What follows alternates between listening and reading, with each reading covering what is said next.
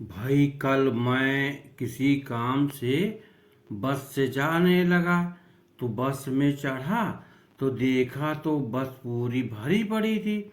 अब जगह ही नहीं थी तो एक जगह पे जो है एक भाभी जी अकेली सीट पे कब्जा किए बैठी थी।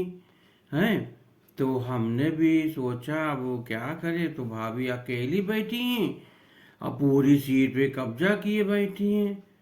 तो फिर हमने सोचा अब कहना ही पड़ेगा भाई भाभी जी से।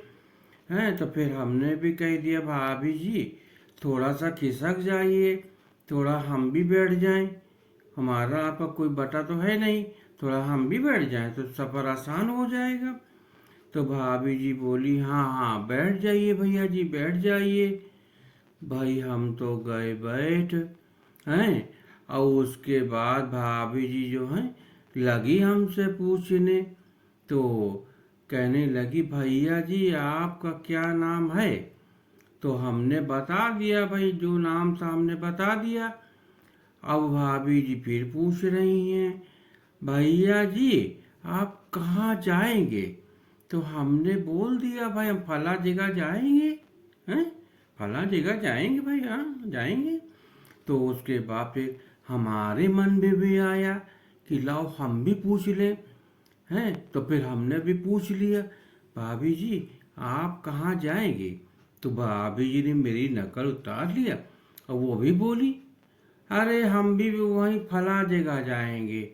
हमने कहा भाभी जी ये तो अच्छी बात है, आप कोई फला जगह जाना मेरे को भी फला जगह जाना, तो ये तो अच्छी बात है, चलिए मिलकर सफ़र आसान हो जाएगा। तो भाभी जी बोली हाँ बात तो सही है। तो फिर हमने उन भाभी जी से कहा भाभी जी आप एक बार बतावें। बोली बताइए। हमने कहा भाभी जी आप हैं बहुत सुंदर, कुछ भी हो जाए पर हैं आप बहुत सुंदर। सुंदरता भगवान किसी किसी को देता है। तब क्या था, भाभी जी लबालब हो गई। बोली अरे भैया जी और आराम से बैठ जाइए, आइए इधर आराम से बैठ जाइए। हमने कहा चलो हमको और अच्छी जगह मिल गई, हम आराम से चौड़े होके बैठ गए भैया। वो बस जो है पीछे बस चल दी।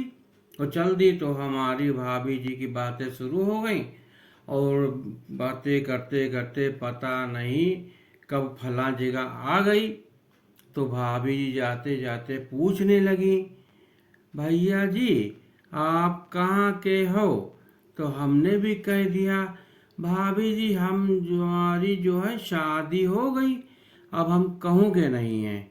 हैं, हाँ।